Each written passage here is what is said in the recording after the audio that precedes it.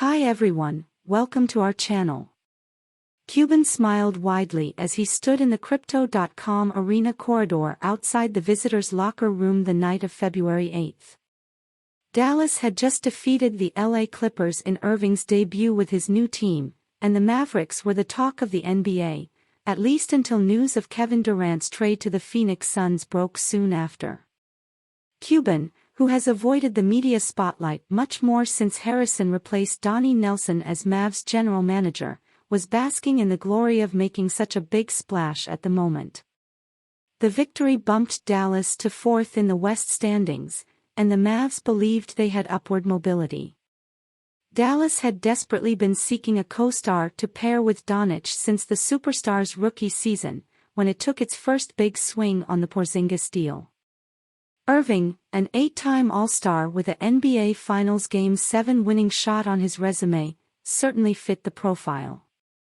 But trading for Irving and giving up two starters, Dorian Finney-Smith and Spencer Dinwiddie, plus an unprotected 2029 first-round pick, was a big gamble. It was understood before the deal with the Brooklyn Nets was done that there would not be any discussions about a contract extension. "We've got those bird rights," Cuban said before laughing and realizing that he said the same thing about Doncic's former sidekick Jalen Brunson last summer after he starred during Dallas' surprising run to the West Finals. "I know what you're going to bring up," Cuban said. "But I think it's a different set of circumstances. The circumstances that led to Brunson's departure to the New York Knicks in free agency are a sensitive subject in the Mavs organization. They are also subject to some dispute, as Cuban made a point on Wednesday to publicly deny the year-old claim by Brunson's father, Rick, that the Mavs were informed in early January 2022 that the guard would sign the 4-year, $56 million extension he was eligible for if it was put on the table at that time. Dallas didn't put the deal on the table until after the trade deadline, when Finney-Smith accepted an identical offer. By then, it was clear that Brunson would command much more as an unrestricted free agent. He ended up getting a 4-year, $104 million deal from the Knicks, who had hired his father as an assistant coach, the third time Rick Brunson has worked for Tom Thibodeau. Those bird rights ended up being irrelevant. Cuban claims now they never had a chance to prevent Brunson from joining his father and Leon Rose, the Knicks president who is his godfather and former agent, in New York.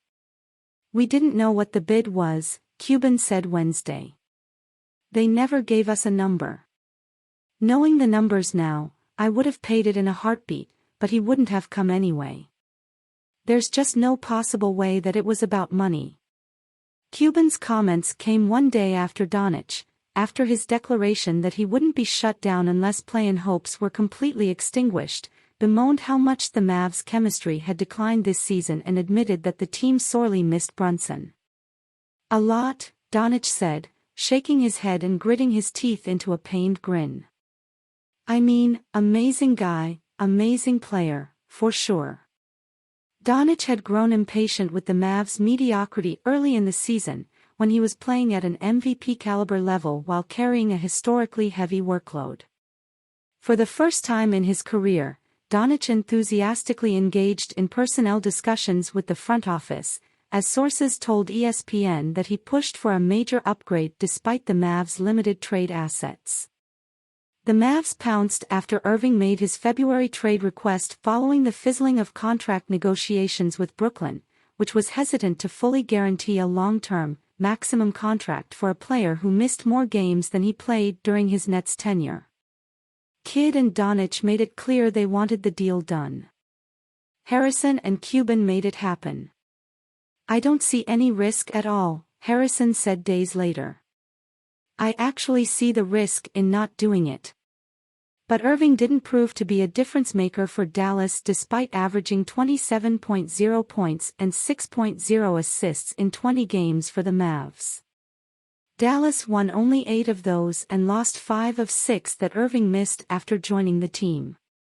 "Just understand, we're getting better," Kidd said after a March 13 loss to the Memphis Grizzlies, which Doncic and Irving missed due to injury, dropped Dallas to a game under .500.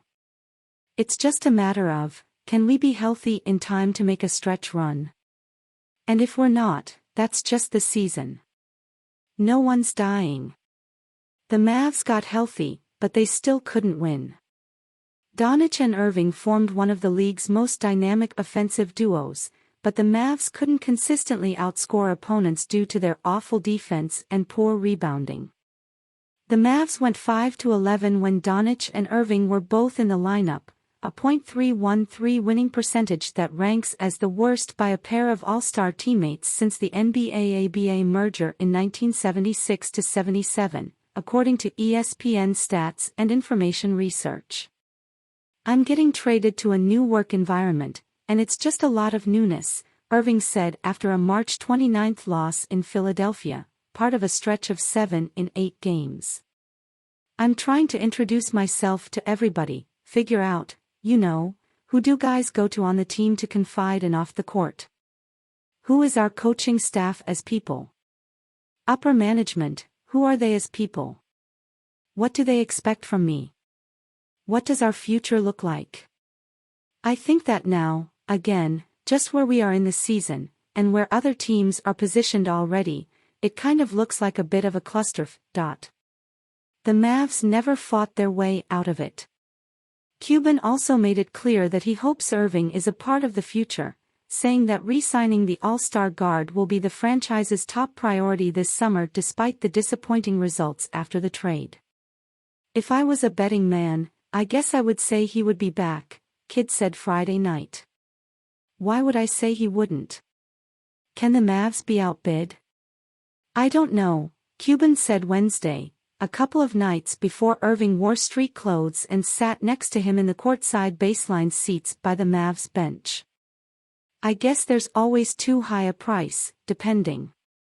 The home crowd booed the Mavericks on March 25, when the short-handed, lottery-bound Charlotte Hornets built an 18-point lead midway through the third quarter.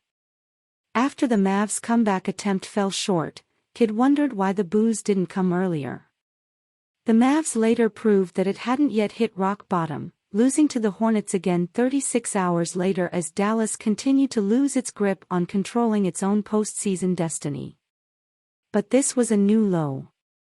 It was that night that Doncic admitted that he'd never been more frustrated during his 5-year NBA career, pointing to the Mavs' struggles and unspecified problems in his private life. "I think you can see it with me on the court," Doncic said. "Sometimes I don't feel it's me. I'm just being out there. I used to have really fun, smiling on the court, but it's just been so frustrating for a lot of reasons, not just basketball." He was wearing a black t-shirt with white letters that read, "All I need is suvo niso and rakija." It's a Serbian slogan that loosely translates to, "All I need is dry meat and a local brandy."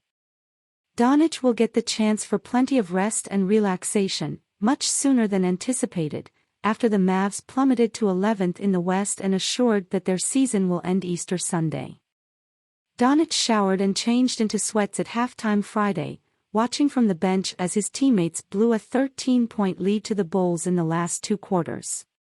He seemed loose and relaxed as the Mavs' fate was sealed, covering his mouth and laughing before the game's final possession, when Dallas pair of two-way players McKinley Wright IV and A.J. Lawson attempted 3 potential game-tying three-pointers, none of which drew iron. As the Mavs' disappointing season essentially came to an end, Doncic appeared relieved. A member of the Mavs staff who knows Doncic well nodded when this observation was shared with him and said, "Good eyes."